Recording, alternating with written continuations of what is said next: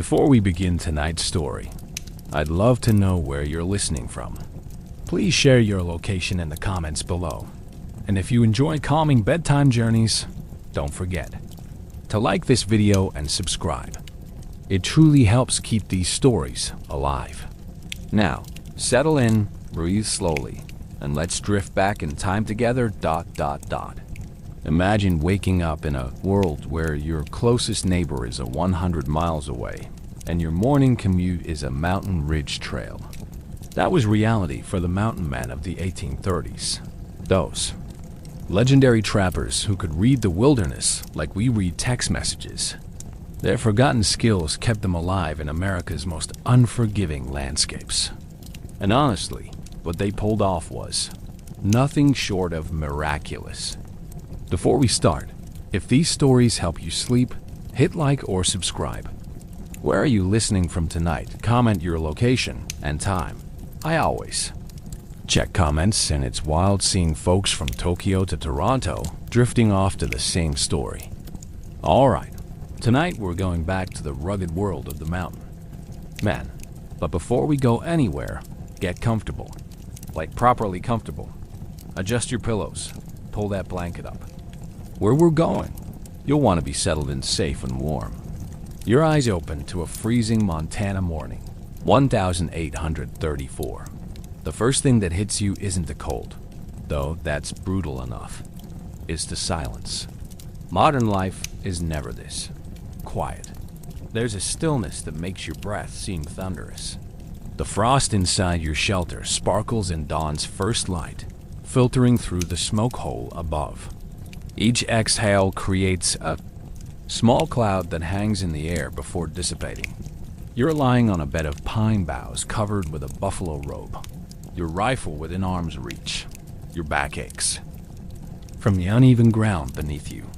Unlike your memory foam mattress with its perfect support, this wilderness bed offers only the barest separation between you and the frozen earth. Rise and shine, greenhorn. A gruff voice calls from outside. Beaver ain't going to trap themselves. That's Moses Harris, Black Harris to most. 40-some years old with a beard like steel.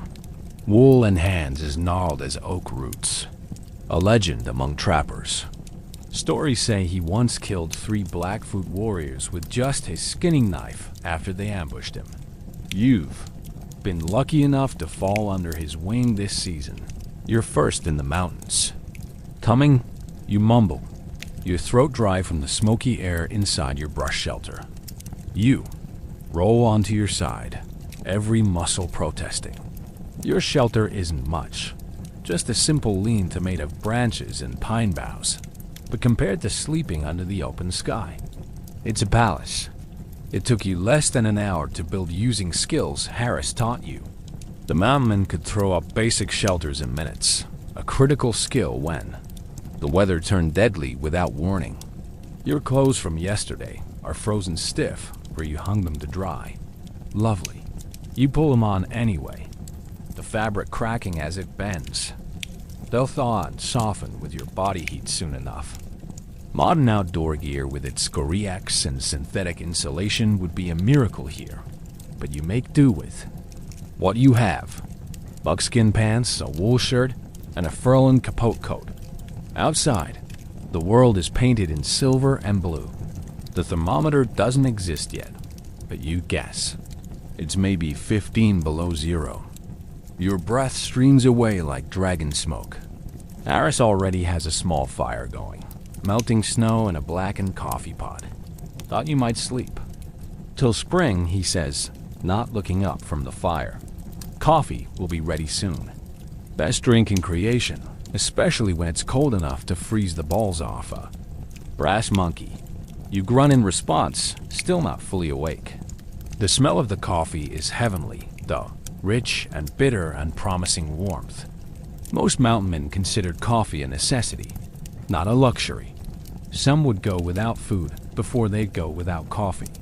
It provided not just warmth and energy, but a psychological comfort that was hard to find out. Here, got 6 traps to check before we set new ones, Harris says, pouring the steaming coffee into a tin cup. and handing it to you. Rivers running high from yesterday's melt. Gotta be careful. You nod, wrapping your hands around the hot metal. The warmth seeps into your frozen fingers. Almost painful, but welcome. You lift a cup to your lips and take a cautious sip. It's strong enough to stand a spoon in. Mountain coffee, not the delicate brew you get at some city cafe. It's perfect. Eat, Harris says, tossing you a strip of jerky. Need your strength. The jerky is tough as old leather, requiring serious jaw strength to tear off a piece. It's elk. Meat dried months ago and hard as wood. You tuck it into your cheek to soften while you sip more coffee. This is breakfast on the frontier. No pancakes, no eggs, just meat and coffee. Sometimes pemmican. If you're lucky, that dense mixture of dried meat, fat, and berries that could keep a man alive through the harshest conditions. Saw wolf tracks yesterday about a quarter-mile downstream. Harris mentions casually, as if discussing the weather. Big pack 10, maybe 12. Your stomach tightens. Wolves weren't usually a threat to armed men, but a hungry winter pack was unpredictable. Harris reads your expression and snorts. Don't worry so much, boy. Wolves got better sense than to tangle with us. They're after the same thing we are, food. Speaking of which, he kicks dirt over the fire, extinguishing it with practiced efficiency. Daylight's wasting. The morning air scour your lungs as you follow Harris through the snow. Each step crunches loudly, breaking the pristine silence. Your rifle, a Hawan, the mountain man's weapon of choice, feels reassuringly solid in your hands. The Hawan wasn't just a gun, it was a lifeline. Unlike the Kentucky long rifles most settlers carried, the Hawan was shorter, more durable, and packed a bigger punch, perfect for the mountainous terrain and large game of the Rockies. Or first rule of trapping, Harris says over his shoulder, know your beaver. Know where they dam, where they feed, where they enter the water. You've heard this lecture before, but you listen anyway. In the mountains, repetition was how knowledge got hammered into your brain, and that knowledge kept you alive. Beaver's a creature of habit, he continues. They use the same runs, same paths to and from the water. That's where you set your trap. The river comes into view, a dark ribbon cutting through the white landscape. Parts of it are frozen, but the center flows black and fast. Harris points to a section of bank where a small creek empties into the main river. See there, that fallen birch beaver been chewing on it fresh too. Look at the color of the wood. You follow his gaze and notice the pale yellow of freshly exposed wood where the bark has been gnawed away. Impressive that he spotted it from this distance. Okay, first trap, Harris announces as you reach a narrow point in the river. He kneels and brushes away snow, revealing a chain disappearing into the water. With practiced movements, he pulls the chain, drawing up a metal contraption from beneath the surface. A new house nut for beaver trap, the industry standard. And in its jaws, a large beaver drowned and ready for skinning. Got 1. You can't help but feel excited. Each beaver means money, and money means supplies, ammunition, and eventually, if you're lucky, enough to buy land somewhere. Good placement. Harris nods, approvingly. He takes out his skinning knife, a tool as important to a trapper as his rifle. Watch close now. Gotta do this right or you'll ruin the pelt. With swift, precise movements, Harris begins to skin the beaver. His knife slides between fur and flesh, separating the valuable pelt from the carcass with minimal damage. It's gruesome but fascinating. The methodical way he works, never wasting emotion. Trick is to keep the knife edge up away from the hide, he explains. Nick the pelt and you lose value. Trading post ain't going to pay full price for damaged goods. The wet, meaty smell fills your nostrils as Harris works. It's not pleasant, but it's a smell you've grown accustomed to. This is your life now. blood and fur and survival. You'll do the next one, he says, finishing up and rolling the pelt fur side in. He tucks it into his possibles bag, the leather satchel where trappers kept essential items. Meat's good eating too. We'll take some back to camp. You move on to the next trap. Location: navigating the treacherous riverbank. One wrong step could mean a plunge into freezing water. A potential death sentence out here. Hypothermia could kill faster than any predator, especially when help might be days or weeks away. Hold up. Harris suddenly freezes, his hand raised in warning. You stop instantly, scanning the area for danger.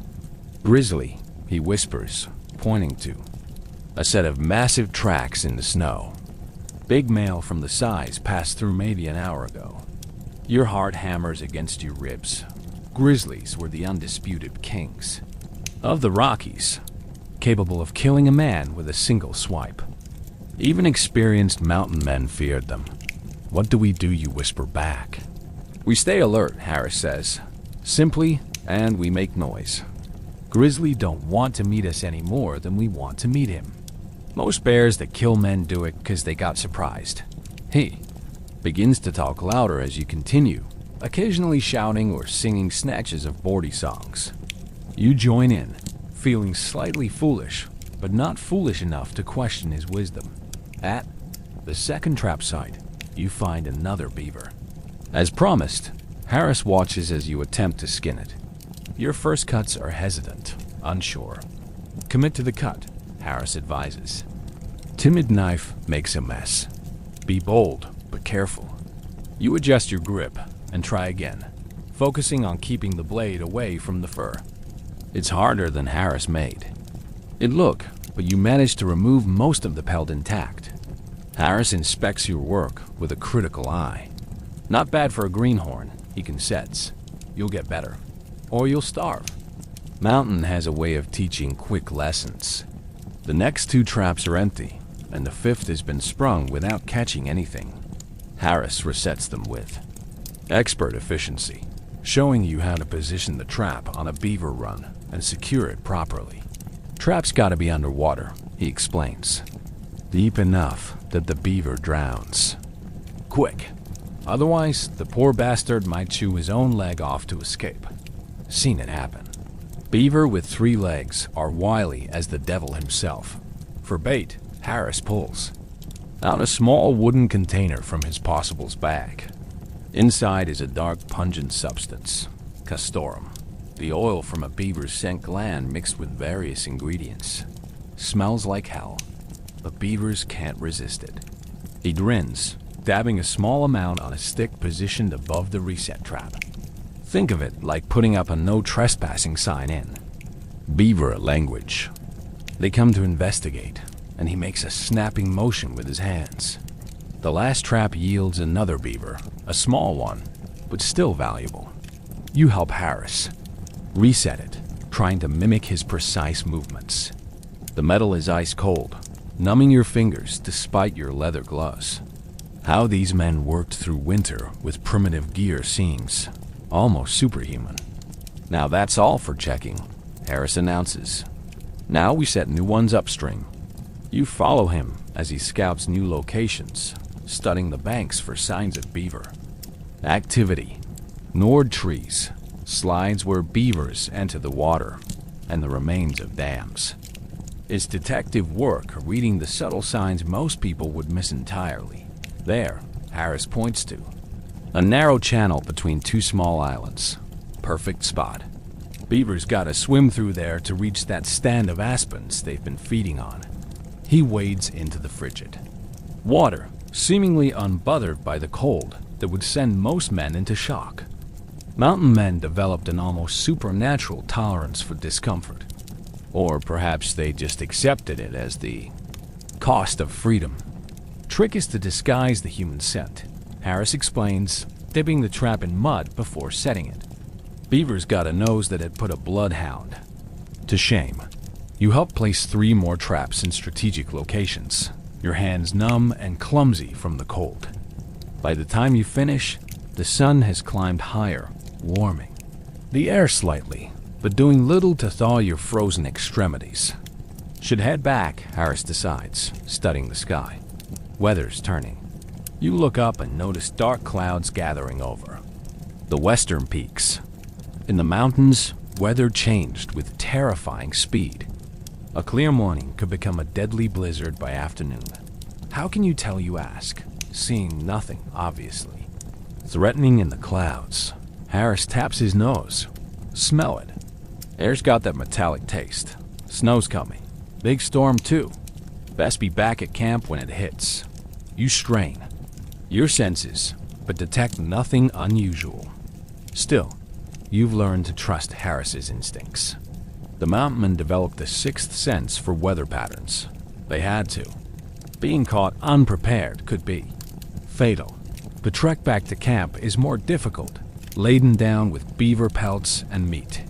The temperature drops noticeably as clouds roll in, blocking the sun. Your earlier tracks are already partially filled with fresh snow. Pace yourself, Harris advises when he notices you breathing hard. Sweat's your enemy in cold. Get wet, get bed. It's a common saying among mountain men.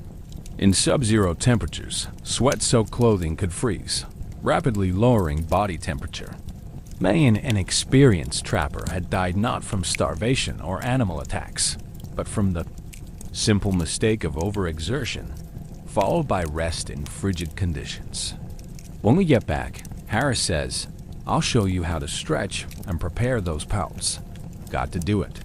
Right, or they'll rot. This was the unglamorous side of trapping, the meticulous preparation of furs that took hours of careful work. Each pelt had to be stretched on a willow hoop or board, scraped clean of fat and flesh, and properly dried. Any mistake in the process could ruin the fur's value. How many you reckon you need to make it through winter, Harris asks. You consider the question.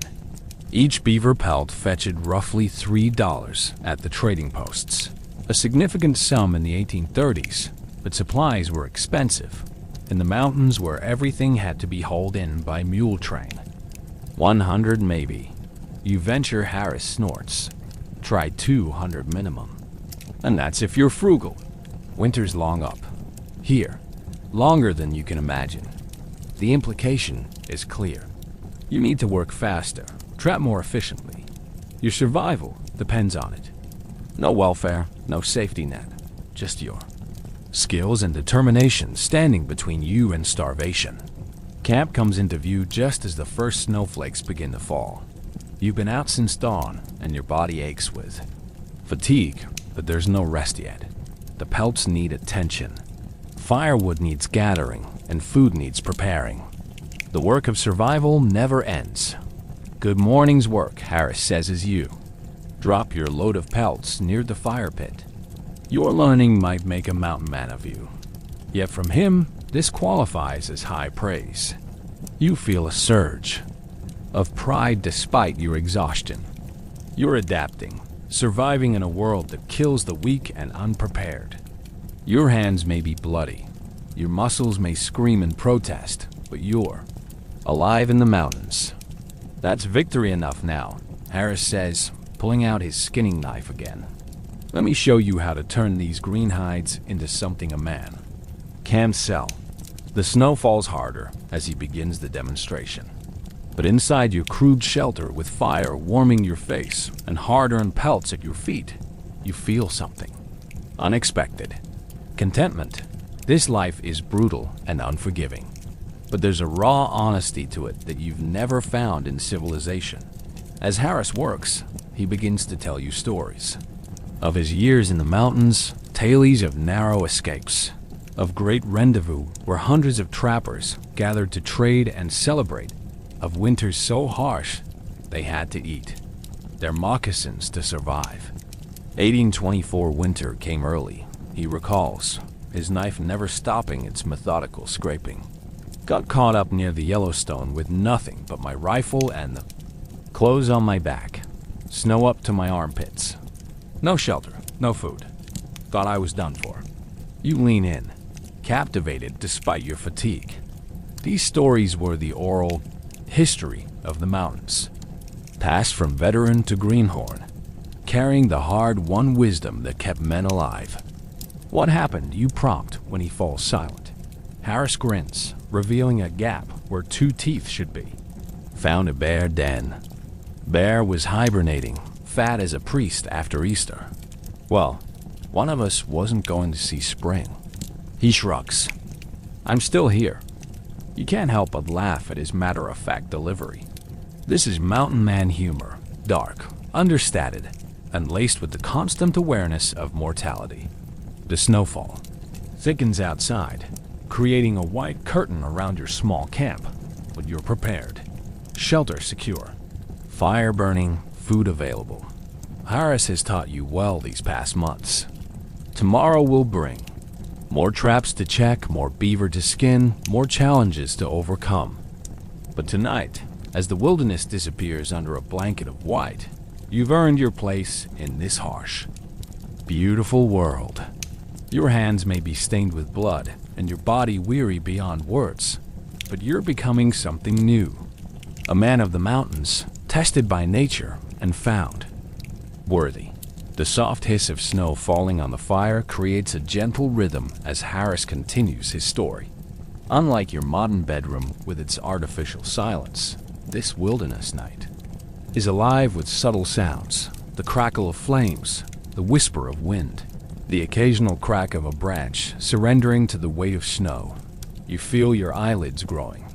Heavy, but you fight to stay awake, to absorb every scrap of knowledge Harris offers. In this world, such knowledge isn't academic. It's survival. Every skill learned, every story heard, might someday be the difference between life and death. As night fully claims the sky, turning the snowfall into a dance of shadows and firelight, you realize that for all its dangers and discomforts, there's a profound peace to this life. No deadlines, no traffic, no endless notifications demanding attention, just the immediate needs of existence and the vast, indifferent beauty of the mountains. Harris falls silent, his story complete, his work on the pelts finished for now. He pours another cup of coffee, adding a splash of something stronger from a small flask. His precious supply of whiskey saved for special occasions or particularly cold nights. Get some rest, he advises, noticing your struggle to stay awake. Tomorrow's another day. Beaver ain't going nowhere. As you settle into your bedroll, muscles aching and mind full of new knowledge, you understand why men chose this life despite its hardships. There's a clarity here, a purpose uncluttered by the complexities of civilization. Each day presents simple questions with profound consequences. Will you eat? Will you stay warm? Will you survive until tomorrow? Outside, the storm intensifies, but inside your shelter, wrapped in buffalo hide and warmed by the dying fire, you feel an unexpected security. The modern world, with its countless comfort, seems impossibly distant, like a half-remembered dream. This is reality now. Immediate, demanding, and somehow more authentic than anything you've known before. Sleep comes swiftly, carrying you away from aching muscles and bloody hands to dreams of beaver streams and mountain valleys yet unexplored. Tomorrow will bring new challenges, but tonight you rest like the mountain men of old, deeply, completely, with the simple satisfaction of having survived another day in the unforgiving embrace of the wild. Morning comes with the smell of smoke and coffee.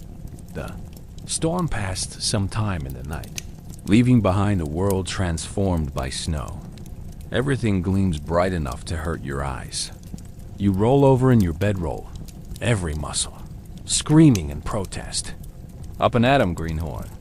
Harris kicks the bottom of your buffalo robe. Got company coming. You bolt upright, hand instinctively reaching for your rifle. Blackfoot, Harris snorts. Nah, Crow. Friendly enough long as you don't get handsy with their women or horses. He tosses you a strip of jerky. Eat up trading's hungry work. You force yourself to chew the leathery meat while pulling on your still damp moccasins. The previous day's trapping has left your hands raw and blistered. that there's no time to coddle yourself. In the mountains, pain was just another daily companion like hunger and cold. How do you know they're coming, you ask? Seeing no signs of visitors, Harris taps his ear. Listen. You strain to hear past the crackling fire and the soft hiss of melting snow dripping from tree branches. Then you catch it, the distant jingle of metal bells, or tin cones sewn onto clothing, a common decoration among many tribes. They'll be here soon, Harris says, adding more wood to the fire. Best look busy. Crow respect men who work. You set about stretching the beaver pelts from yesterday onto willow hoops, a task that requires both strength and delicacy. The skin must be stretched tight enough to dry properly, but not so tight it tears. Your fingers, stiff from cold, struggle with the intricate work. So, what do we trade, you ask, fighting with a particularly stubborn piece of hide. Whatever they want that we can spare, Harris replies, checking his own supply of trade goods, beads, awls, small mirrors, and a few precious steel knives. Might be they want coffee or tobacco. Might be they just want news. He pauses, fixing you with a serious stare. Listen close, because this might save your life someday. When Indians come to trade, it ain't just about swapping goods. It's about respect, building a bond. You rush it. Treat them like they're just walking trading posts. You'll end up with your hair hanging from somebody's lodgepole. You nod, absorbing the lesson. Mountain men who survived long-term had to be diplomats as well as trappers. The wilderness was native territory, and a man alone couldn't afford to make enemies. First thing is the gift, Harris continues. You always offer something before trading starts. Something good, not just leftovers. Shows goodwill. What if I don't have anything to spare, you ask? Harris chuckles darkly. Then you better hope they like your jokes, cuz your scalp ain't worth much. Before you can respond, the sound of approaching horses becomes unmistakable. Harris straightens up, adjusting his possibles bag and checking that his knife and pistol are accessible but not prominently displayed. A subtle gesture tells you to do the same. Let me do the talking, he mutters, at least at first. The crow arrive like a painting come to life. 8 riders, unpainted ponies, their hair adorned with feathers, their clothing a riot of colors and intricate beadwork. Unlike the fringed buckskins depicted in dime novels, these men wear a practical mix of traditional dress and traded goods. Several sport wool blankets draped over shoulders, and one has a U.S. Army coat modified with quill work and beads. Their leader, distinguished by an impressive headdress of eagle feathers, raises his hand in greeting. How Black Harris, he calls in heavily accented English. How 2 Moons, Harris responds using the universal Plains greeting. He raises his hand palm forward in the gesture of peace. In a long winter, 2 Moons dismounts with fluid grace, his face weathered, but his eyes sharp and intelligent. The other warriors remain on horseback, watching you with undisguised curiosity. New face. 2 Moons nods toward you. Your son. Harris laughs. Nah, just teaching him how not to die. Names. He turns to you expectantly. William U. Supply. Then remembering Mountain Mount Custom Adwell Green. 2 Moons studies you for a moment, then nods. Good name. Easy to say among trappers and tribes alike. A simple name that could be pronounced by many tongues was an advantage. Harris reaches into his bag and pulls out a small pouch of tobacco, his prized Virginia blend, carefully rationed through the winter. For you, old friend, he says, offering it to 2 Moons with both hands. Best smoke this side of St. Louis. The Crow leader accepts the gift with appropriate ceremony, sniffing the tobacco appreciatively. Good medicine, he pronounces. Then from within his own robe, he produces a small parfleche, a rawhide container decorated with geometric designs for you. Buffalo tongue my wife made. Harris accepts the gift with evident pleasure. Preserved buffalo tongue was considered a delicacy, rich and flavorful compared to the monotonous diet of jerky and whatever game could be hunted. Your woman makes the best, Harris says, tucking the par flesh away carefully. Please, thank her for me. The formal exchange of gifts complete. The atmosphere relaxes perceptibly. Two Moons gestures and his men dismount, coming to warm themselves by your fire. One young warrior continues to stare at you with particular intensity. That's walks far, Harris murmurs to you. First war party last fall. Took 2 Blackfoot scalps. He's looking to add to his count, so don't stare back too hard. You swallow nervously and busy yourself with the pelts. Despite Harris's assurances that the Crow were allies, the tension is palpable. These men were formidable warriors in their own right, capable of killing with terrifying efficiency if provoked. Two Moons speaks rapidly in Crow to his men who produce various items for trade: beautifully tanned hides, moccasins sewn with colorful quill work, and several bags of pemmican. The real trading is about to begin. Watch and learn, Harris advises. Trading's got its own language. What follows is a masterclass in frontier diplomacy. Harris never shows too much interest in any item, no matter how valuable. He examines each offering casually, making non-committal noises. Two Moons does the same with Harris's trade goods. Both men know exactly what they want, but the protocol must be observed. This knife, Two Moons finally says, picking up one of Harris's steel blades. Good metal. Best Sheffield steel, Harris confirms. Hold an edge better than any other. The Crow leader tests the blade with his thumb, nodding appreciatively. What you want for this, Harris shrugs. That buffalo robe looks warm. Two Moons laughs. This robe worth 3 knives. Very fine work, my youngest wife. And so the haggling begins in earnest. Back and forth they go, each man praising his own goods while finding fault with the others. It's a dance, a ritual as important as the actual exchange of items. You watch, fascinated, as Harris trees 3 steel needles for a pair of beautifully beaded moccasins, then a small mirror for a substantial bag of pemmican. Each transaction is punctuated by stories, jokes, and subtle compliments. Never is the trading rushed. Each item receives its due consideration. Your turn, Harris suddenly says, nudging you forward. 2 Moons wants to see what you've got. Panic flutters in your chest. You haven't prepared for this. Frantically, you search your meager possessions for something worth trading. Your fingers close around your spare knife. Not your best, but decent quality. I have this, you offer, holding it out to Two Moons. The Crow leader takes it, examining the blade carefully. His face gives nothing away. Good knife, he finally pronounces. What you want for it? You scan the items the Crow have brought. There's a beautiful quill belt that catches your eye.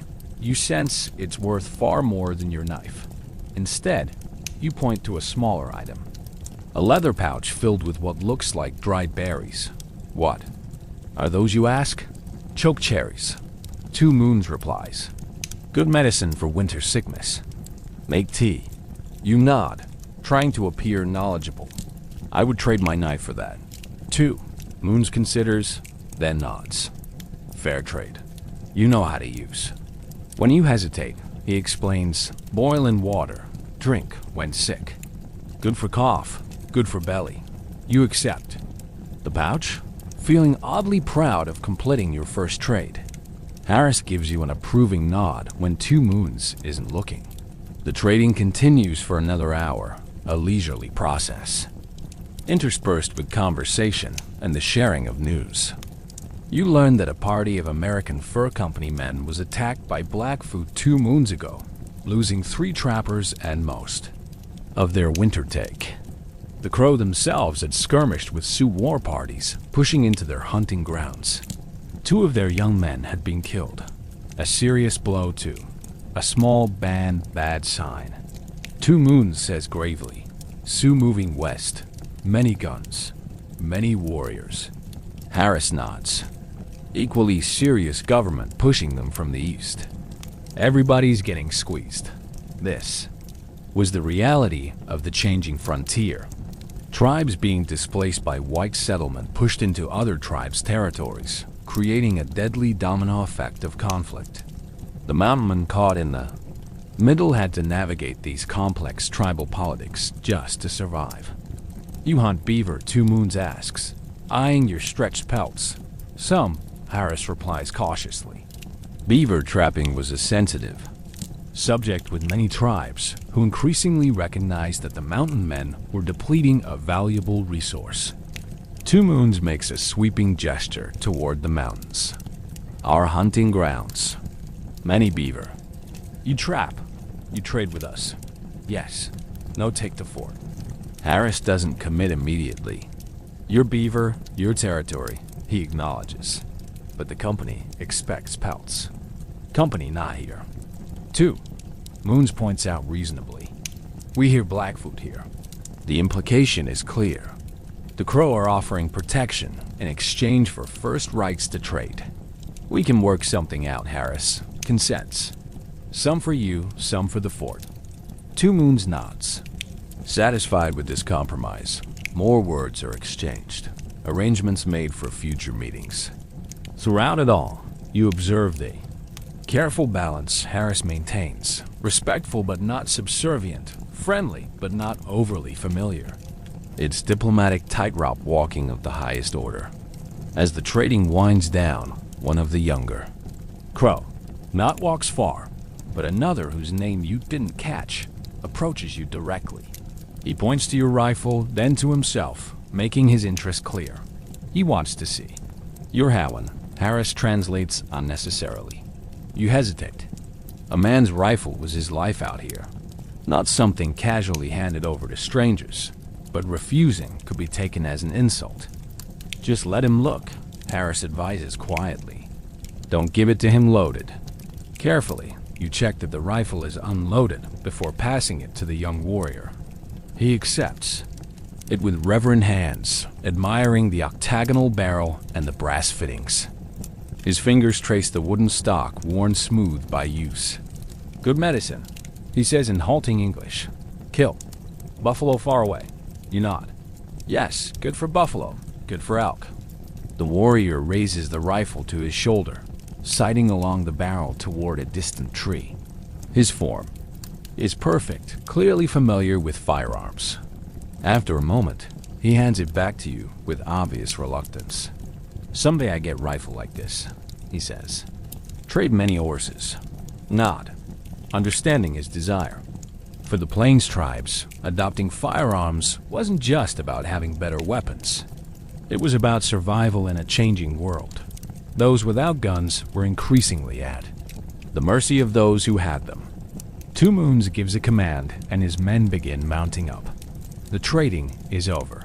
As a final gesture, the Crow leader approaches. You directly. You trap with Black Harris. You learn good, he says. But remember, mountains have many eyes. Blackfoot not like beaver trappers. They kill quick. He draws a finger across his throat to emphasize the point. You see strange tracks. You come to our village. He points east. 3 days' ride. Yellow clay cliffs. We help. Thank you, you. Reply, genuinely moved by the offer of protection. Two Moons nods, then turns to Harris. Snow melting soon, big water coming. Be careful at river crossing. With that warning delivered, he mounts his horse with fluid grace.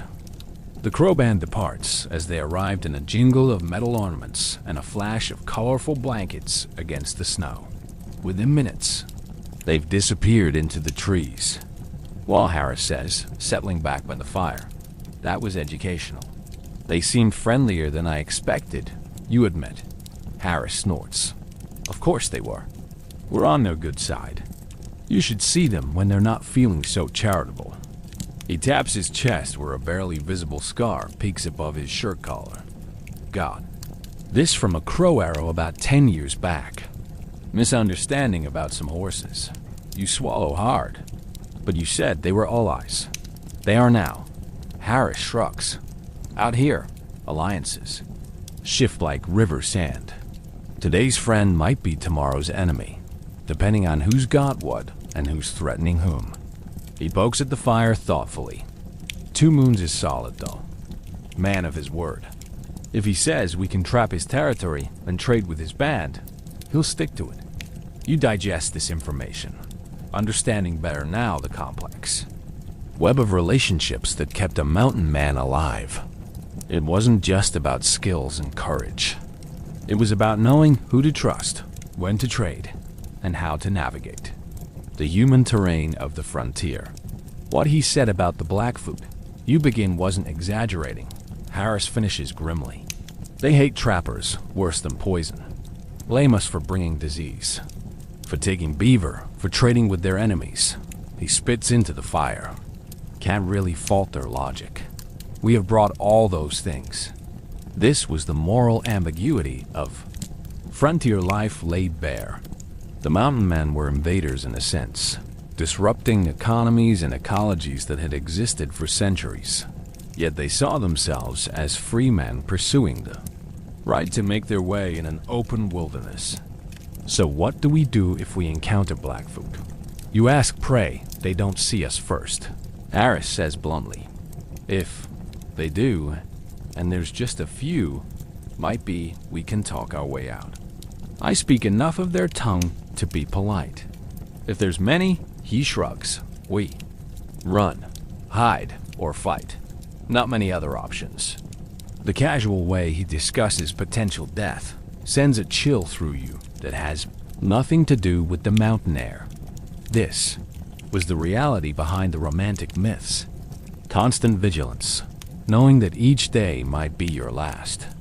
Those moccasins I traded for, Harris says, changing the subject. They're for you. Your boots are falling apart, and badly made footwear will kill you faster than most anything else out here. You accept the gift with genuine gratitude.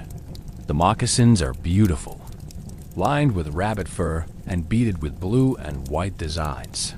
More importantly, they're sturdy and waterproof. Functional art that could save your toes from frostbite. Thank you, you say, immediately removing your worn leather boots to try them on. Don't thank me, Harris grunts. Thank 2 Moons next time. I traded those needles specific for those moccasins. Saw you, limping yesterday. The moccasins fit perfectly, as if made for your feet. The comfort compared to your old boots is immediate and dramatic. How they know my size, you wonder. Aloud, Harris chuckles. They didn't. Crow women make them one size big. You stuff them with grass or rabbit fur till they fit just right. He tosses you a handful of dried grass. Here, padding for the toes. You stuff the grass into the toes of the moccasins, marveling at the simple ingenuity of the design. They conform to your feet, providing support without restriction. No wonder mountainmen often adopted native footwear over European styles. Trading ain't just about goods, Harris says, watching you adjust your new footwear. It's about survival. Man alone out here trying to make everything himself. He's dead inside a season. Gotta have partners, all eyes. He gestures to your feet. Those moccasins might save your life when we cross the high passes. Worth more than their weight in beaver pelts. You not understanding better now. The mountain man wasn't the solitary hero of dime novels, conquering the wilderness alone. He was a connector, a cultural bridge between worlds, relying on a network of relationships to survive. We move camp tomorrow, Harris announces, checking the position of the sun. 2 Moons was right about the snowmelt. This valley is going to flood soon.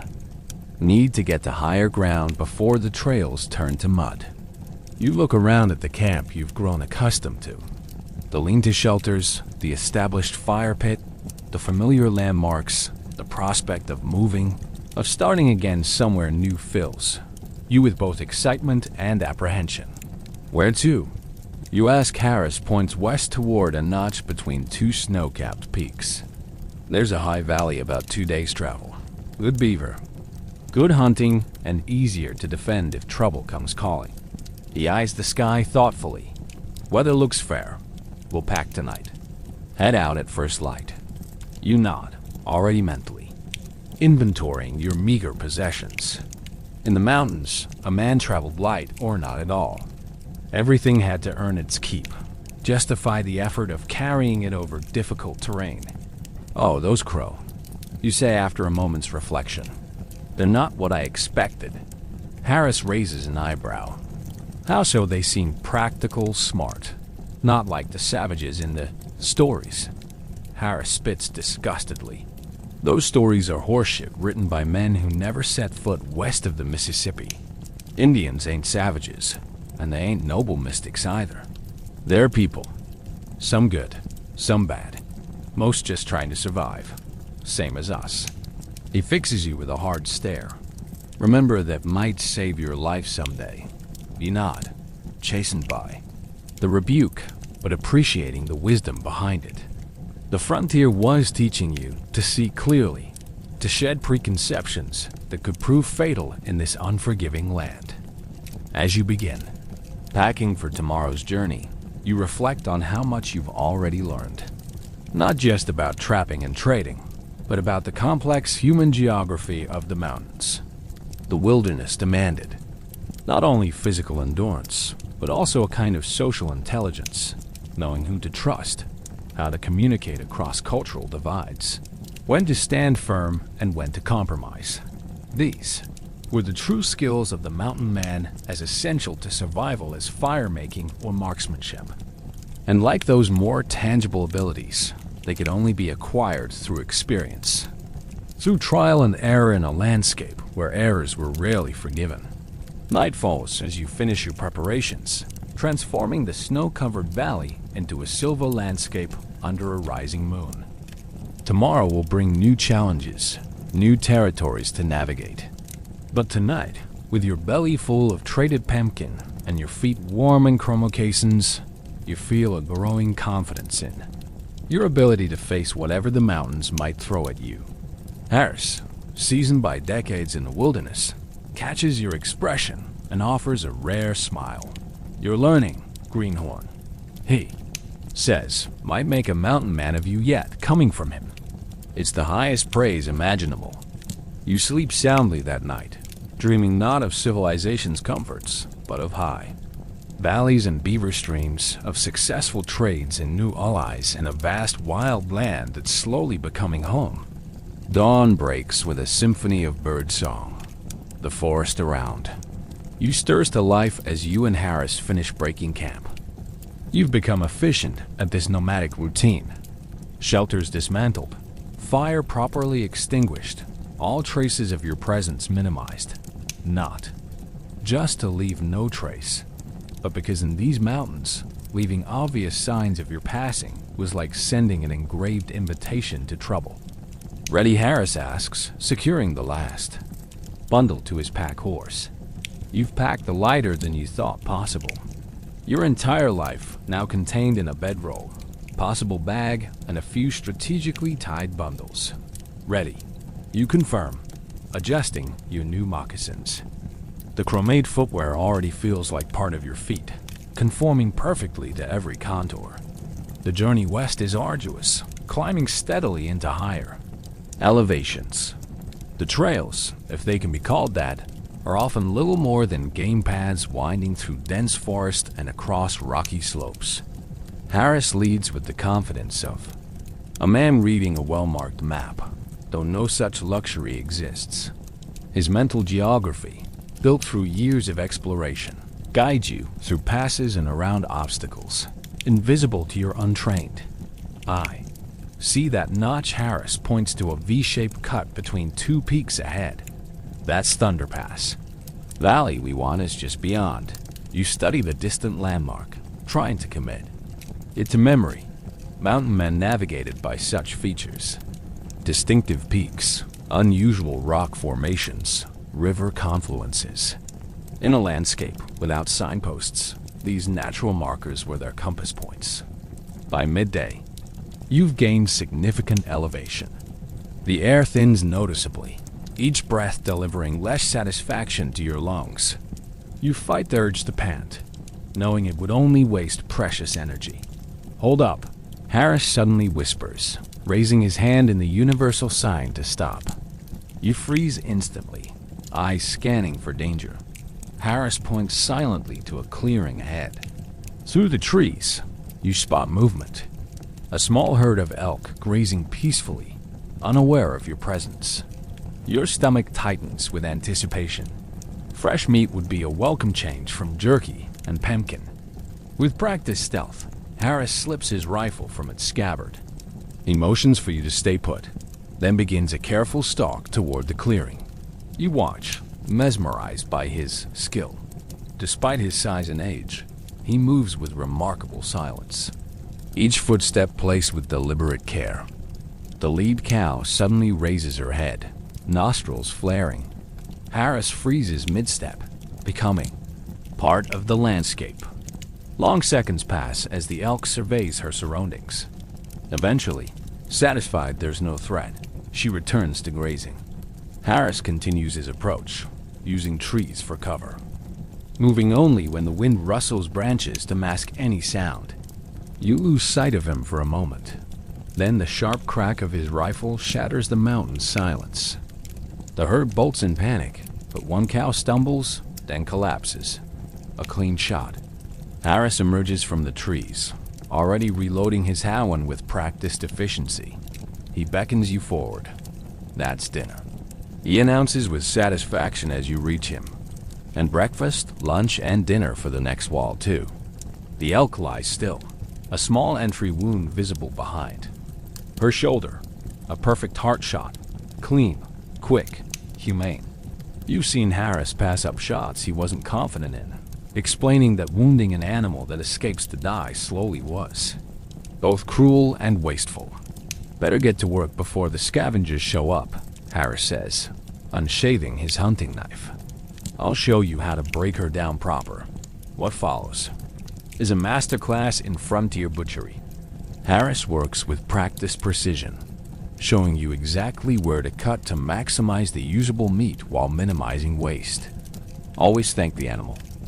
He murmurs as he begins. Indians got that right. Everything gives its life so something else can live. Least we can do is be grateful and use every part.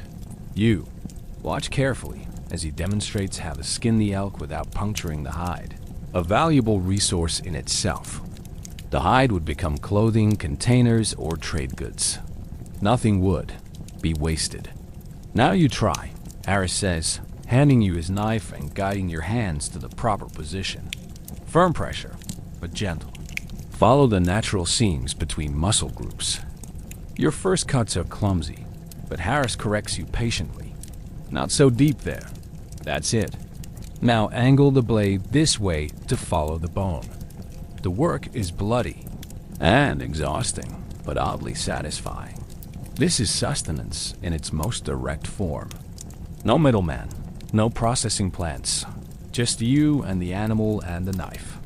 By the time you finish, your arms ache and your clothes are stained, but a substantial pile of meat lies ready for processing. Not bad, Harris consents, inspecting your work. Bit rough in spots, but you'll get better. Now for the important part, making it last. Some of the choicest cuts, the tenderloins and backstrap. Harris sets aside for immediate cooking.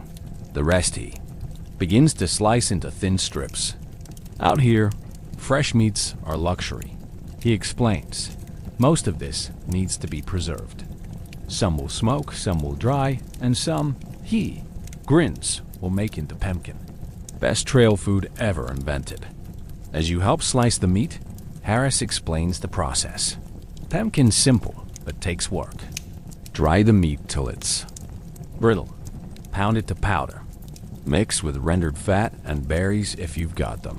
Done right, it'll keep for years. He instructs you to gather wood for a smoking rack.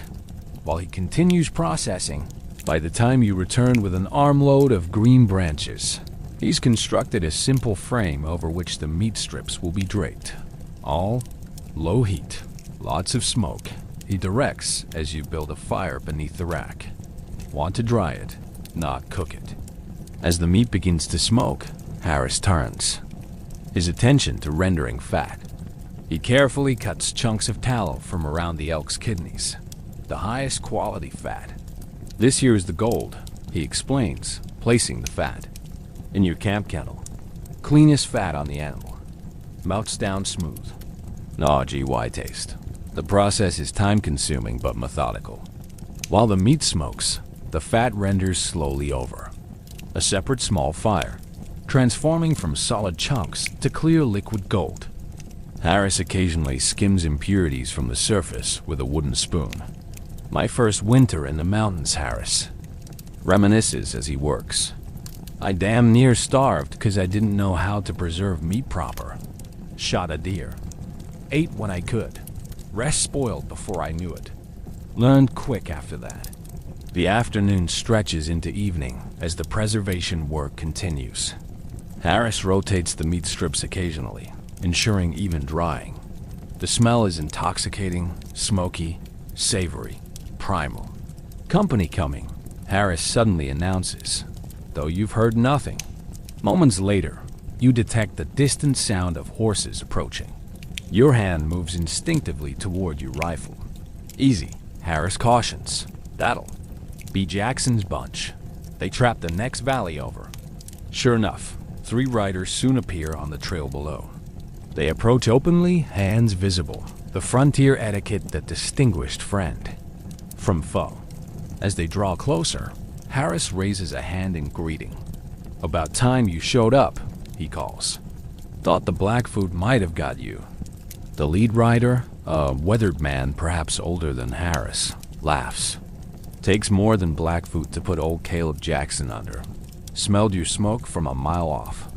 Figured it was either you or a forest fire. The men dismount and you're introduced to Caleb Jackson and his companions. Attached their mountain man called Broken Hand Peterson and a younger trapper not much older. Then yourself, introduced simply as Webb. My new shadow, Harris says, nodding toward you, teaching him the ropes. Jackson surveys you with calculating eyes. Hope he's a quick study. Mountains don't suffer slow learners. They'll do, Harris says, and the simple affirmation fills you with unexpected pride. The new arrivals unsaddle their horses and make themselves comfortable around your fire. Frontier hospitality demands sharing food and fire with visitors, a custom born of mutual dependence in a harsh land. Brought something to wet our whistles, Jackson announces, producing a small jug from his pack. Missouri whiskey. The real stuff, not that rock gut they sell at Rendezvous. Harris's eyes light up.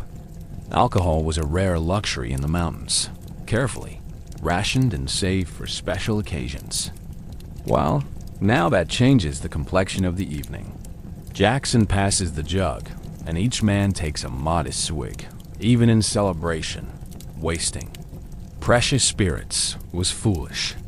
When the jug reaches you, you take a cautious sip. The whiskey burns like liquid fire, but spreads a welcome warmth through your tired body. As night falls, you feast on fresh elk meat, roasted simply over the fire. The conversation flows as freely as circumstances allow, with news exchanged and stories shared. These informal gatherings, with a mountain man's newspaper, post office, and social club combined. Heard the American fur companies offering $5 a place this season. Webb mentions between bites. Beavers getting scarce, or $5 won't matter if you can't get your furs to market. Peterson counters in his growly voice. Blackfoot's been hitting the supply trains hard. 3 outfits ambushed last month. This sparks a discussion of routes and danger zones. Information more valuable than gold in the mountains. You listen intently, mentally mapping safe passages and areas to avoid. As the meal concludes, Harris returns to the task of pemmican making. The dried meat, now brittle as old leather, is ready for the next step. He places portions in a clean hide, then demonstrates how to use a smooth river stone as a hammer, pounding the meat into fine powder. "Your turn," he says, handing you the stone. "Arm will feel like it's falling off before you're done, but that's the price of eating through winter." You set to work, pounding rhythmically. The physical labor is indeed exhausting, but there's something meditative about the repetitive motion. Jackson watches with approval, making Pemkin, smart. "Saved my life more than once." He rolls up his sleeve to reveal a gnarled scar on his forearm. Winter of 29, trapped by a blizzard in the bitter roots for 16 days. Nothing but Pemkin between me and the boneyard. These casual references to near-death experiences were common among mountain men. Survival stories weren't told for dramatic effect, but as practical lessons. This worked, this didn't. Here's how to live if it happens to you. As your pile of powdered meat grows, Harris checks the rendered fat, now perfectly clear. "Just right," he pronounces. Now for the magic, he demonstrates mixing the meat powder with the hot fat in approximately equal proportions, working quickly before the fat solidifies. To this base, he adds dried choke cherries from his supplies and a handful of crushed nuts. Berries prevent scurvy. He explains Indians figured that out long before white doctors did. Man can live on nothing but penkin for months and stay healthy long as it's got berries mixed in. The resulting mixture is packed into small rawhide pouches sealed with more fat. When cooled, each package becomes a concentrated brick of nutrition, impervious to spoilage and weather. 3 of these will keep a man going for a week of hard travel, Harris says with satisfaction. Not fancy eating, but it'll keep you alive. As the evening deepens, Jackson produces a deck of cards, worn, greasy, but complete. Card games were one of the few entertainments available in the wilderness. Played for stakes ranging from trinkets to horses to life-saving supplies. Friendly game, he suggests, shuffling with surprising dexterity for hands so weathered. Soon a poker game is underway, played by firelight with stakes of coffee beans substituting for money. You join in, though your meager possessions limit your betting. The conversation continues over cards, turning to plans for the upcoming rendezvous. "Heard it's at Green River this year," Webb says, studying his cards. Companies bringing 60 P-pack mules of trade goods. Rendezvous, the annual gathering of trappers, traders, and Indians, was the highlight of the mountain calendar. For a few weeks each summer, hundreds would converge to trade furs, replenish supplies, exchange news, and celebrate with legendary abandon. For men who spent most of the year in isolation, or small groups, it was a vital release valve for the pressures of wilderness life.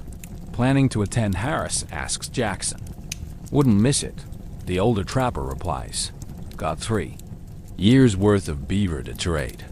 Might even head back to St. Louis after getting too old for winter in the mountains." This was a common refrain among aging mountain men. The physical toll of the lifestyle eventually forced most to seek easier circumstances, though many struggled to readjust to civilization after years in the wild. As the card game winds down, Peterson, who has spoken little all evening, suddenly addresses you directly. "Saw you working that elk." Not bad technique for a greenhorn. Coming from the taciturn trapper, this constitutes high praise. You thank him awkwardly. Or still cutting too deep though, he continues. "Waste meat and dulls your knife." Here he pulls his own hunting knife and demonstrates a more efficient technique on a piece of scrap hide blade almost parallel to the surface.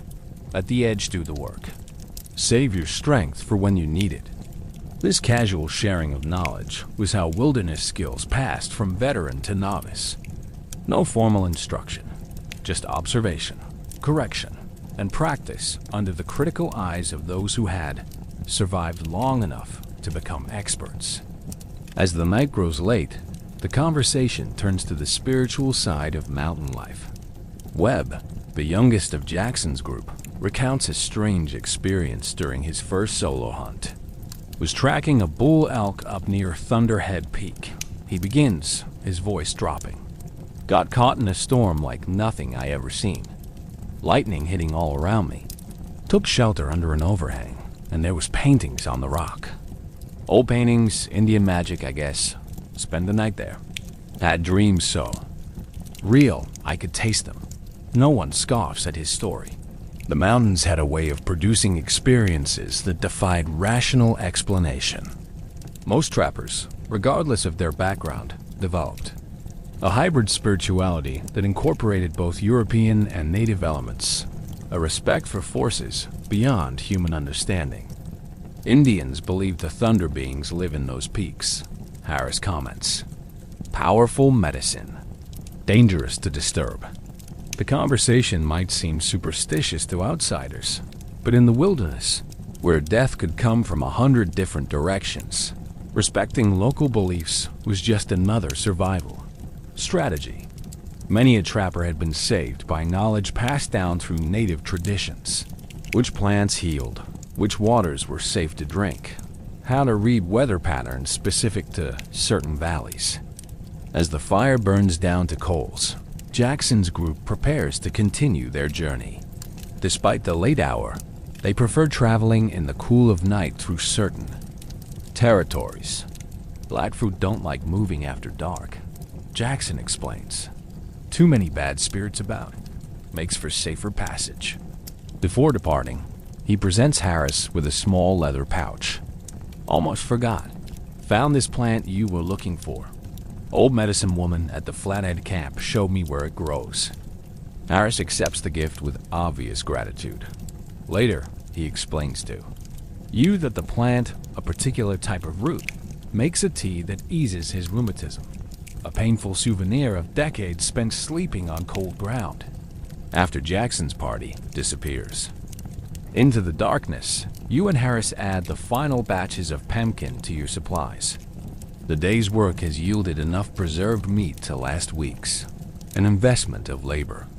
That could mean the difference between survival and starvation in the unpredictable mountain environment. Get some sleep. Harris advises as you bank the fire for the night. We'll reach the valley by midday tomorrow if we start early. As you settle into your bedroll, muscles aching from the day's exertions, you reflect on how much you've learned in just a few short months. Not just practical skills like trapping and pemmican making, but the subtler arts of mountain life, the social codes, the information networks, the blend of self-reliance and interdependence that kept men alive in the wilderness. Harris, smoking a final pipe by the fire, seems to read your thoughts. Learning fast, he comments. Almost didn't cut yourself. Skinning that elk. You smile at the backhanded compliment. Still have all my fingers. For now, he agrees. Mountains will take their pound of flesh eventually. Always do. There's no bitterness in his statement, just the pragmatic acceptance that characterized the mountain man's worldview. The night deepens around your small camp, the vast bowl of stars overhead seeming close. Enough to touch, unlike the artificial brightness of your modern bedroom. This darkness feels alive, textured with the sounds of the wilderness, the distant call of an owl, the rustle of nocturnal creatures, the soft sigh of wind through pine boughs. Tomorrow will bring new challenges, but tonight, wrapped in buffalo robe with a full stomach and new knowledge, you feel a deepening connection to this harsh but beautiful world. The mountains are not conquered. No man could claim such a thing, but perhaps with time and respect and the right teachers, they might allow you to remain a while longer in their magnificent indifference. Morning comes with stiffness in your joints and frost on your bedroll. You've grown accustomed to waking in discomfort. It's the mountain man's alarm clock.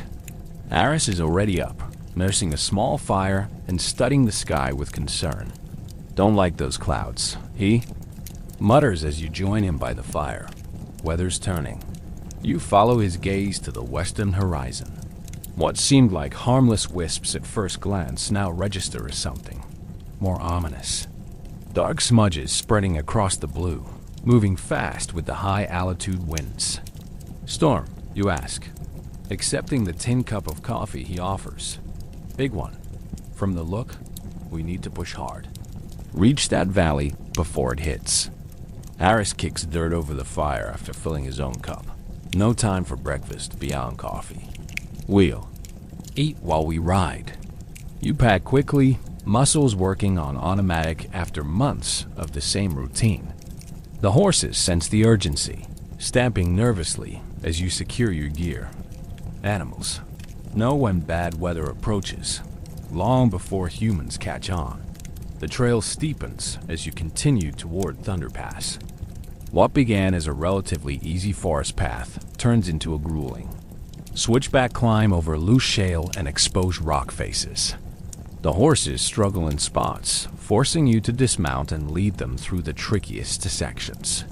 Trail gets better on the other side, Harris promises, noticing your labored breathing. The thinning air at this elevation makes every step an effort. The clouds continue their relentless advance, darkening now, their edges turning, an ominous purple-gray. The wind picks up, carrying a biting chill that cuts through your buckskins. Might not make the valley, Harris admits as you pause to rest. The horses need to start thinking about alternatives. Halfway up a mountain during an approaching storm was nobody's idea of an ideal situation. You scan the terrain trying to think like Harris has taught you. What would provide shelter? Where would be safest? There you point to a rocky outcropping about half a mile off the trail. Would that work, Harris? Studies your suggestion with a critical eye, then nods approvingly. Good eye. Got an overhang, some wind protection. Might do in a pinch. You continue climbing, pushing harder now, as the first distant rumble of thunder reaches your ears. The wind gusts stronger, carrying the unmistakable scent of rain. The horses grow increasingly skittish, sensing the coming storm. Just as you reach a relatively flat section near the pass summit, disaster strikes. Harris's packer steps into a hidden hole, stumbling violently. Though the animal catches itself, the sudden movement shifts. Its load. Before either of you can react, Harris's carefully packed supplies tumble down the steep slope behind you, bouncing and scattering across hundreds of feet of rocky terrain. Son of a Harris curses, quickly dismounting to secure the remaining gear before it follows. Everything we can't afford to lose just went over the side. The implications hit you immediately. Those packs contained most of your food, ammunition, and winter supplies. Critical items that meant the difference between comfort and privation, possibly even between life and death.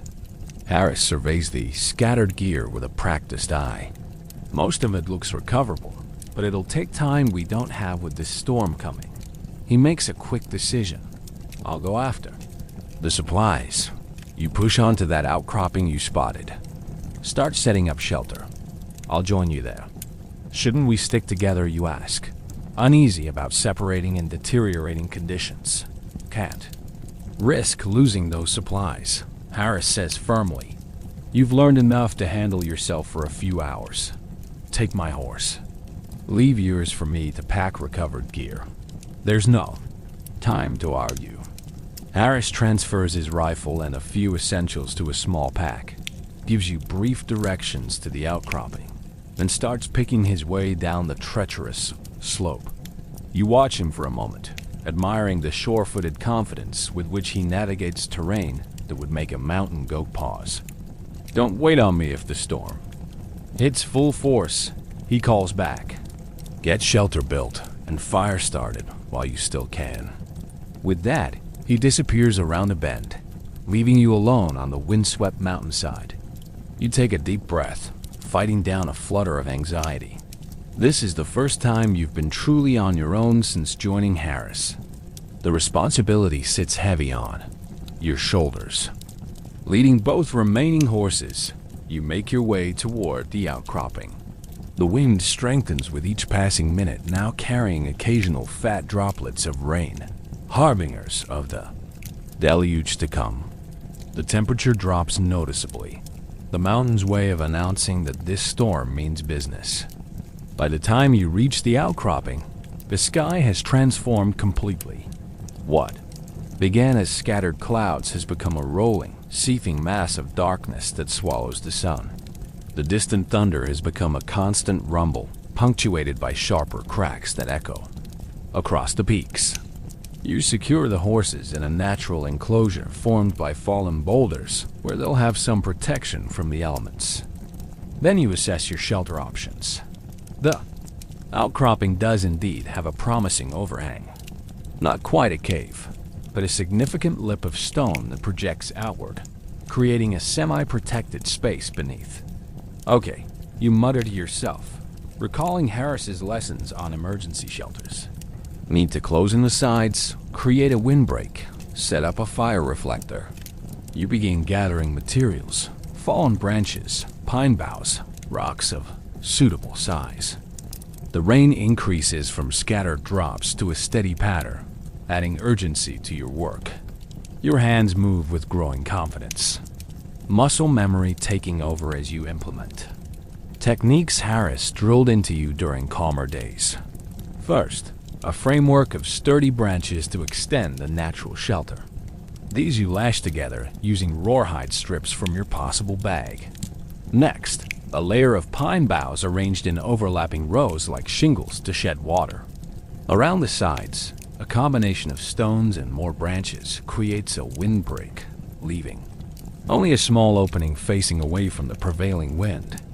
Inside this growing structure, you clear a space for a fire, constructing a reflector wall of flat stones that will direct heat back into the shelter rather than letting it dissipate into the mountain air.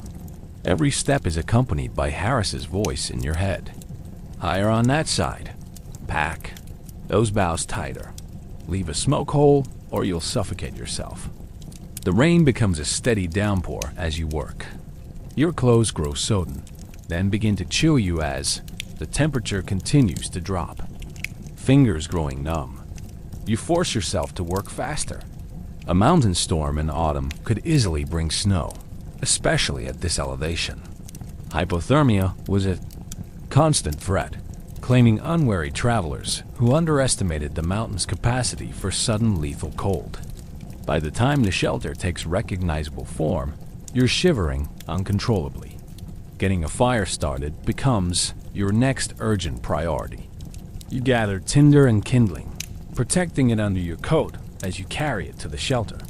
From your possible bag comes your fire-making kit, flint, steel, and a small tin of char cloth, the blackened linen that catches sparks and nurtures them into flame. Come on, you murmur, striking steel against flint, sending sparks toward the waiting char cloth. Your cold, stiffened fingers make the task harder than usual. After several frustrating attempts, a spark finally catches, creating a glowing ember in the char cloth. You nurture this tiny spark with the reverence of a priest tending a sacred flame, carefully transferring it to a waiting nest of dry grass and shredded bark. Gentle breath, not too strong, not too weak, coaxes the ember into a small flame. You feed it carefully, gradually adding larger pieces of kindling until a proper fire blazes in your stone fireplace. The shelter transforms with the fire's birth. What was a damp, uninviting space becomes a haven of warmth and light. You hang your soaked outer garments near the nears, flames to dry, keeping on enough layers to maintain modesty, but allowing your body to benefit from the fire's heat. Outside, the storm unleashes its full fury. Rain turns to sleet, then to driving snow that hisses as it hits the ground. Wind howls through the mountain pass, testing your shelter's construction. You make ongoing adjustments, adding reinforcement here, improve it, drainage there. As you identify weaknesses, 2 hours pass with no sign of Harris. Concern grows in your gut, though you try to suppress it. He's the most capable woodsman you've ever met, certainly able to handle himself in a storm. Still, accidents happen even to the most experienced. You venture out briefly to check on the horses, finding them huddled together in their stone enclosure, rumps to the wind in the instinctive posture of plains animals weathering a storm. You throw your spare blanket over them for additional protection. Then, hurry back to your shelter, the brief exposure to the elements renewing your shivering. Back by the fire, you take stock of your supplies. Harris's saddlebags contain some basic provisions: jerky, coffee, a small pouch of pemmican, enough to sustain you for a few days if necessary. You have ammunition for your rifle, basic medical supplies, and fire-making materials. Not comfortable, but survivable. The day darkens toward evening with still no sign of Harris. The storm shows no indication of abating. If anything, it intensifies as night approaches. Mountain storms could last hours or days. There was no predicting their duration. Okay, you say aloud, needing to hear a human voice, even if only your own. If he's not back by morning, I'll need to go looking. You add more wood to the fire, creating a stockpile within easy reach for the night.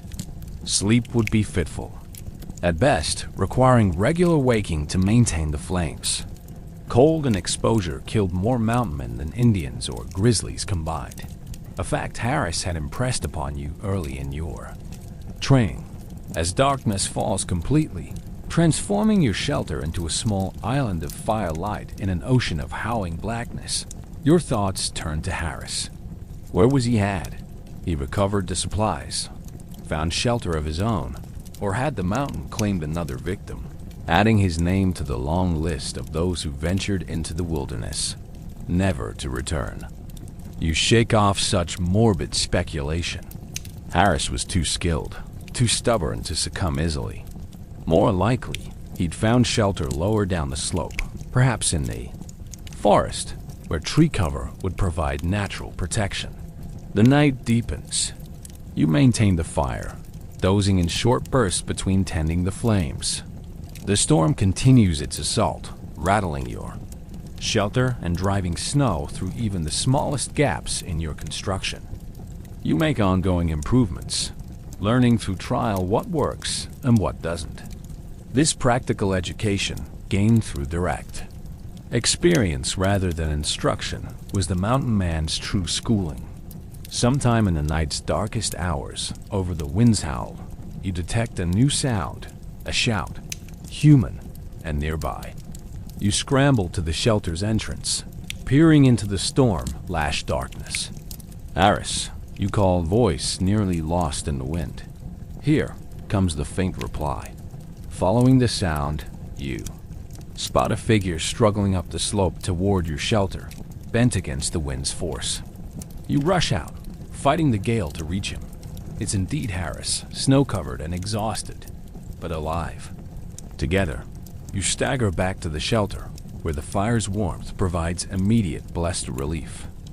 Thought you might be dead, you admit, helping him remove his frozen outer garments. Harris manages a weary grin. Takes more than a little mountain tantrum to finish me. His expression grows more serious, but it was close. Got caught in a slide. Loose rocks coming down the slope. Barely dodged the worst of it. He accepts a cup of hot coffee with hands trembling from cold and exhaustion. Managed to recover most of the supplies, he reports. Stashed them under a rock shelf about half a mile down. Too heavy to bring up in these conditions. We can get them after the storm, you assure him, secretly relieved that his delay hadn't been due to injury or worse. Harris surveys your shelter with an appraising eye. Not bad work, he consents. Wouldn't have expected better from men with years in the mountains. Coming from him, this is high praise indeed. You feel a surge of pride that warms you more effectively than the fire. Could use some improvements though, he adds. Never one to let satisfaction breed complacency. Smoke hole's too small, and you need better drainage around the base. Water will pull, otherwise soak through your bedding, even exhausted and half frozen. Harris can't help teaching. You welcome the critique, knowing each lesson improves your chances of survival in this unforgiving environment. As Harris warms and recovers, he shares details of his misadventure. The pack recovery had gone reasonably well until the weather deteriorated dramatically. What began as rain quickly turned to sleet, then blinding snow driven by gale-force winds. Visibility dropped to almost nothing. Couldn't see 3 feet ahead. He explains, sipping his coffee.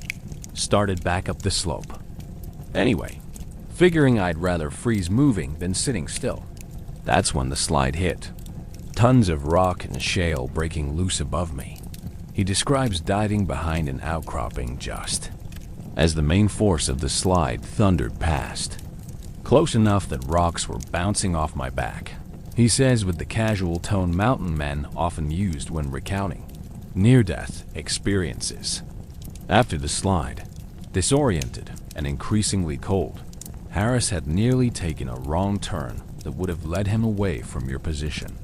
Only the momentary parting of the snow squalls, revealing the silhouette of your ridge against the sky, had allowed him to correct his course.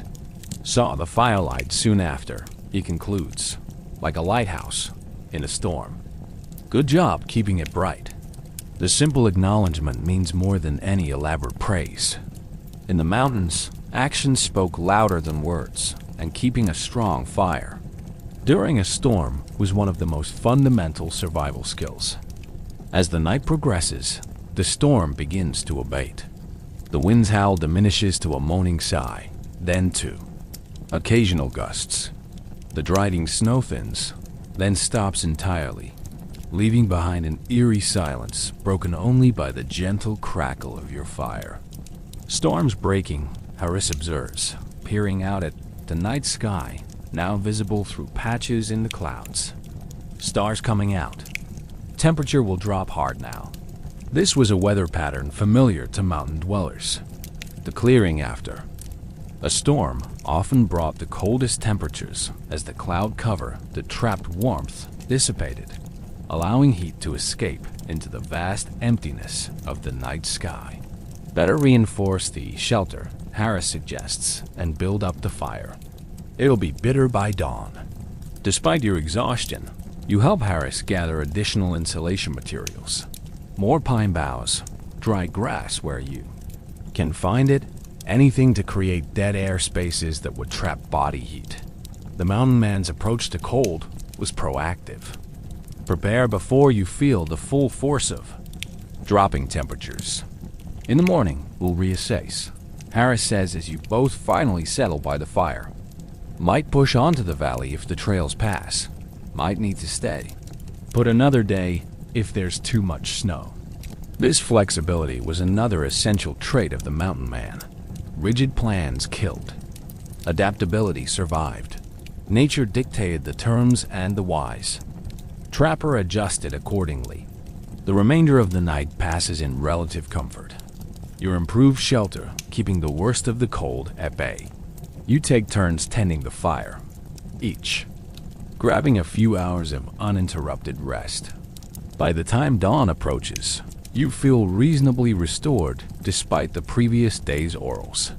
Morning reveals a transformed landscape.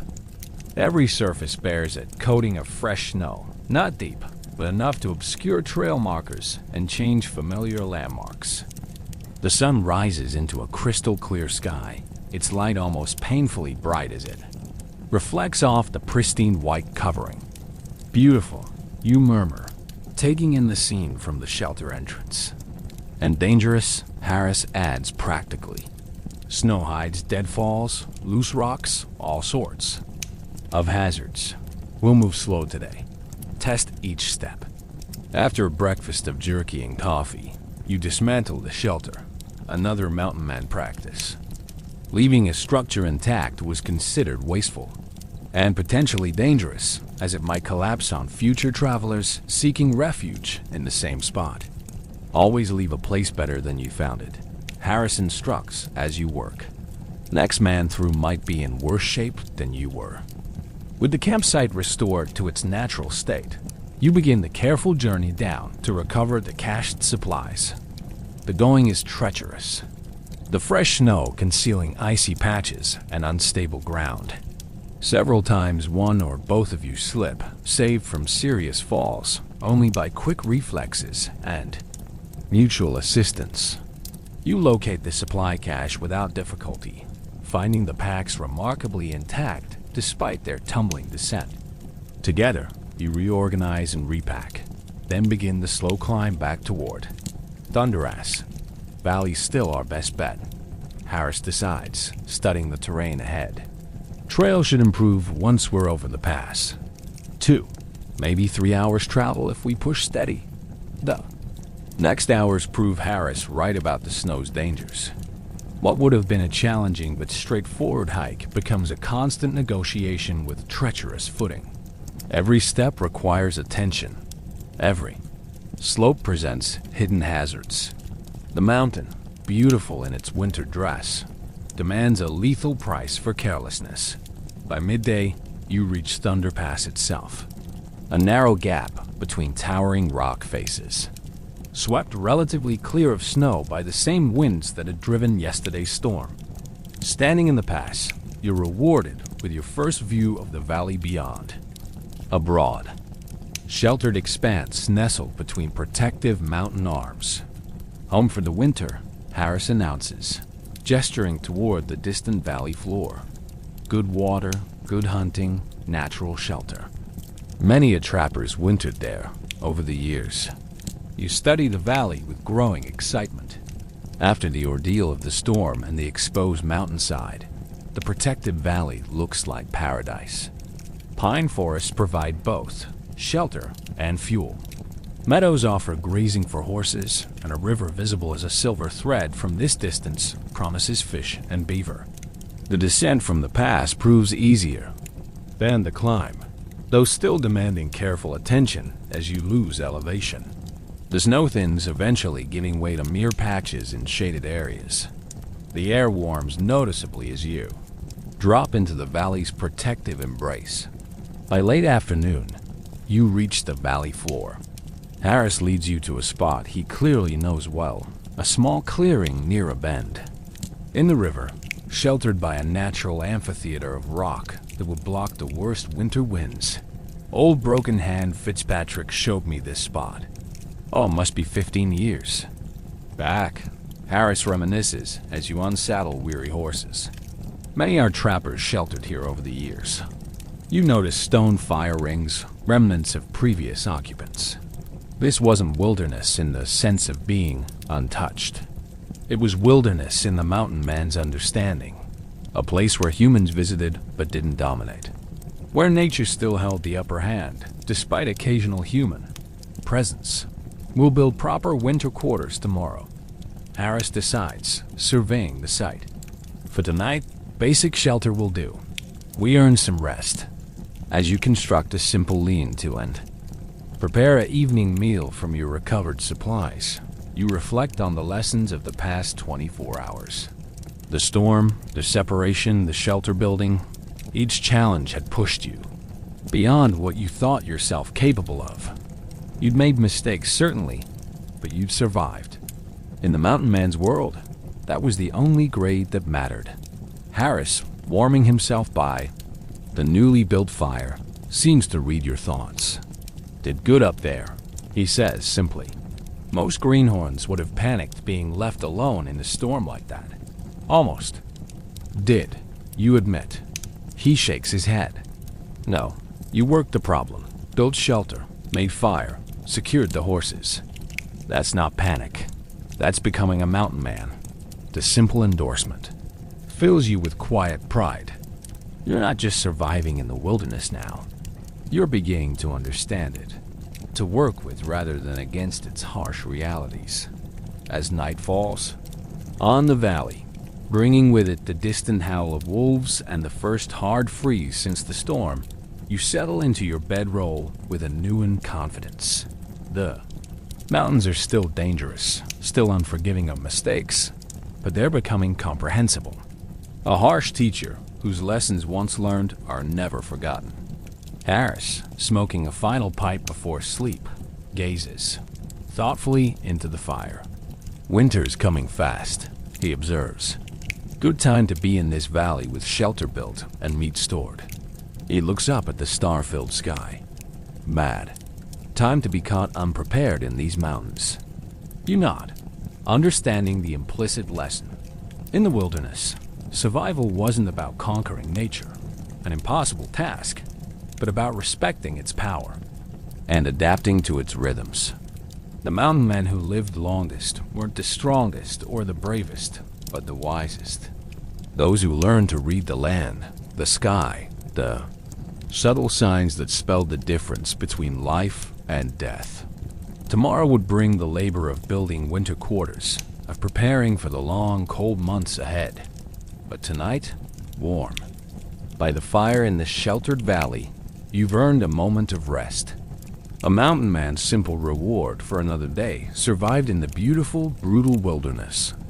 The next few days pass in a blur of constant work. Winter quarters don't build themselves, and Harris is determined to have proper shelter before the deep cold sets in.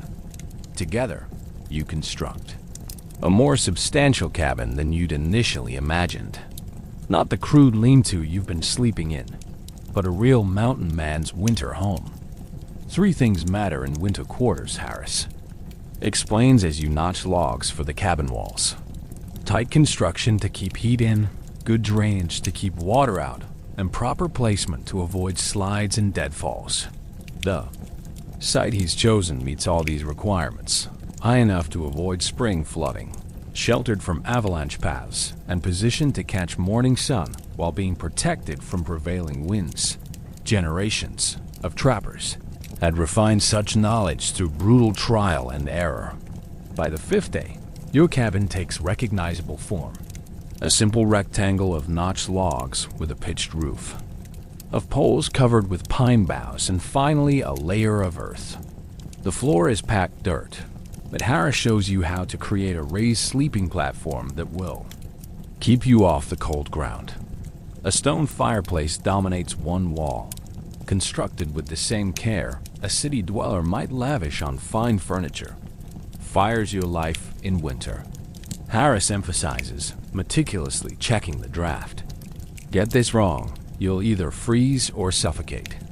With shelter secured, attention turns to building up food stores. The valley offers abundant game, but winter hunting can be uncertain. Better to secure meat now when animals are fat before winter's privations. Need to learn the valley, Harris announces one crisp morning. Time you started. Finding your own way around. Can't always rely on following my tracks. This declaration fills you with both pride and apprehension. Navigation in the wilderness was no simple matter. There were no street signs, no marked trails, often not even distinct landmarks in dense forest or featureless terrain. We'll start with something easy, Harris says, noting your expression. Ridge hunt for elk. Good game, good views for learning the lay of the land. You prepare carefully for the day's expedition. Rifle cleaned and loaded. Possible bag stocked with essentials. Knife freshly honed. Harris watches your preparations with approval, occasionally offering refinements. His teaching style has evolved as your skills have grown. Fewer direct instructions, more guided discovery, allowing you to develop the independent judgment a mountain man needs. Dawn finds you climbing a forested ridge east of camp. Harris moves with deliberate slowness, using the hunt as an opportunity to impart navigation wisdom. Notice the sun, he says, pausing in a small clearing, rises in the east, but not exactly east. Changes with the seasons. He points to where the sun currently sits low over the horizon. Mid-autumn now, so it's rising southeast. Come deep winter, it'll rise even further south. This was the mountain man's compass, not the magnetic needle of civilization, but the celestial bodies themselves. Harris demonstrates how to maintain direction using the sun's position combined with time of day, a mental calculation that becomes second nature. With practice, What about cloudy days, you ask? Envisioning the overcast skies of winter. Good question. Mountains themselves help. Notice how ridgeal lines run, how drainages flow. Everything follows patterns. Harris gestures to the surrounding landscape. Main divides generally run north-south in these ranges. Streams flow east or west from them. He shows you how to read terrain. Not just the obvious features, but subtle signs invisible to untrained eyes. The density of vegetation on north versus south-facing slopes. The way certain trees grow more branches on their southern sides. The prevailing lean of weathered snags shaped by dominant winds. Lots of ways to keep your bearings. Harris continues as you climb higher. Indians say moss grows thicker on the north side of trees, but that's not always reliable. Better to use multiple signs, never trust just one. You absorb these lessons eagerly, understanding their vital importance. Men had died horribly within miles of safety simply because they lost their way and couldn't regain it. In winter especially, a wrong turn could mean fatal exposure or starvation. The ridge opens to a grassy plateau, offering expansive views of the surrounding valley. Harris stops, allowing you to catch your breath while scanning for game. Now the real test of navigation. He says, pointing to distant landmarks. Make a map in your head. Remember what things look like from different angles. That distinctive peak there, how it lines up with the river bend. That's a bearing you can use from anywhere in this valley. He quizzes you on directions, challenging you to identify return routes from various points. It's a mental exercise that feels unnatural at first. Modern humans are accustomed to external directional aids, not internalized spatial awareness. Most lost men make the same mistake, Harris observes.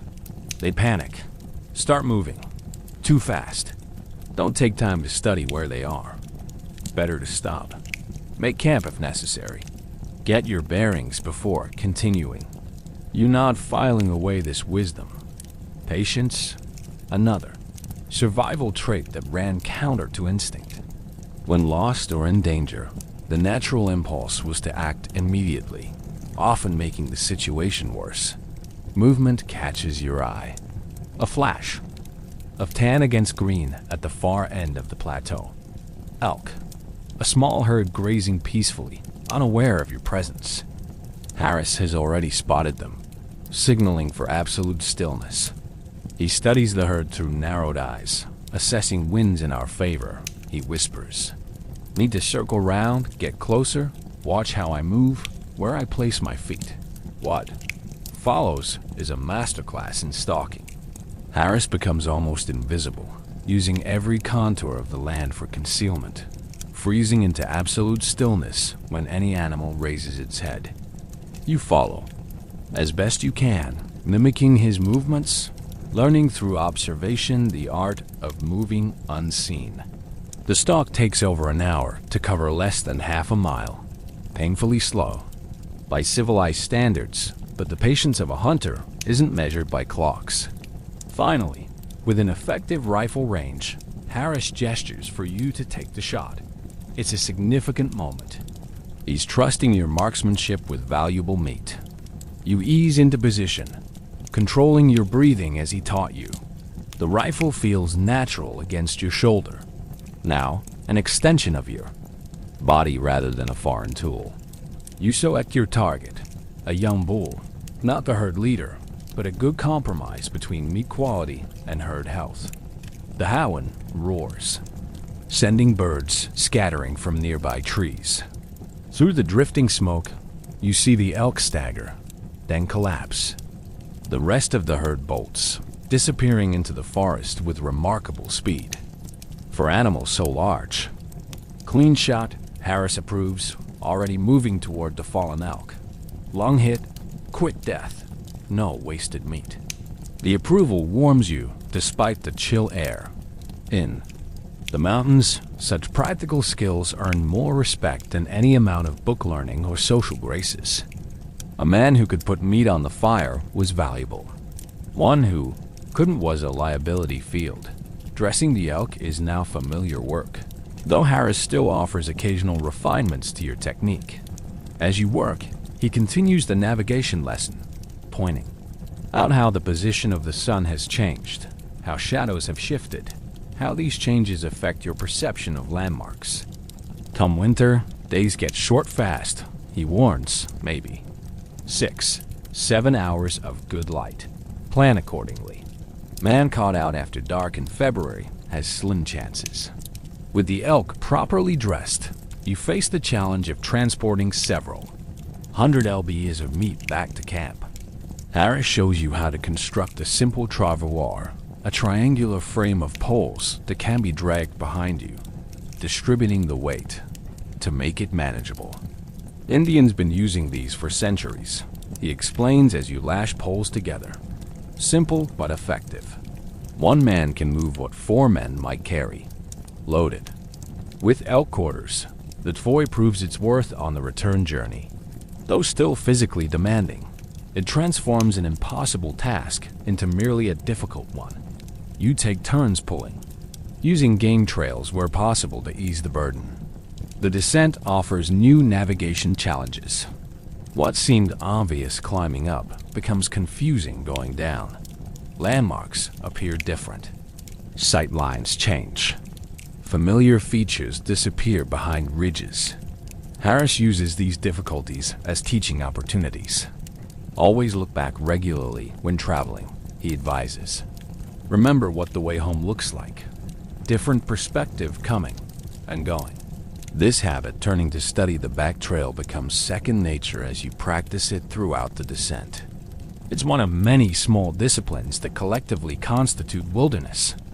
Wisdom, none particularly dramatic, but each potentially life-saving in the right circumstances. Halfway down, Harris suddenly raises his hand for a halt. You freeze instantly, recognizing the signal for potential danger. His posture changes subtly, body tensing as he scans the surrounding forest. You follow his gaze but see nothing unusual. Grizzly, he whispers, nodding toward what appears to be an unremarkable section of forest. Big male about 80 yards through those aspens. It takes several seconds before you spot it. A massive brown form, partially hidden by brush, moving, with surprising stealth for such a large animal. Your blood runs cold at the sight. Grizzlies were the undisputed monarchs of the mountains, capable of killing a man with terrifying ease. What do we do, you whisper, fighting the urge to raise your rifle. Nothing sudden, Harris murmurs. He knows we're here. Smelled the elk blood for sure. We're downwind. Or he'd have smelled us too. The bear continues its methodical movement, paralleling your trail, but not approaching directly. Its massive head swings from side to side, testing the air. Currents. He's deciding if we're worth the trouble. Harris explains, his voice preternaturally calm. Most bears avoid men if they can. Problem is, we've got meat and he can smell it. You stand motionless, barely breathing, as the massive predator considers its options. The trail with its bloody elk quarters suddenly seems like a terrible liability. Harris slowly, almost imperceptibly, shifts his rifle into a ready position without raising it. If he charges, he breathes. Aim for the chest, not the head. Skull's too thick for a shore kill. Chest. Shot might turn him at least. The bear rises briefly on its hind legs, its full height momentarily visible. An awesome sight that triggers primal fear. 7 trillion tall at least, with paws that could decapitate a man with a single swipe. Then, with startling suddenness, it drops back to all fours and moves away, disappearing into thicker forest. You release. A breath you didn't realize you were holding. Why'd it leave? Harris shrugs. Decided we weren't worth it. Maybe he's already fed. Maybe something in our scent warned him off. Bears have their own reasoning. He scans the forest carefully before signaling to continue. Keep alert, though. He might circle around, come at us from another direction. Grizzlies are crafty.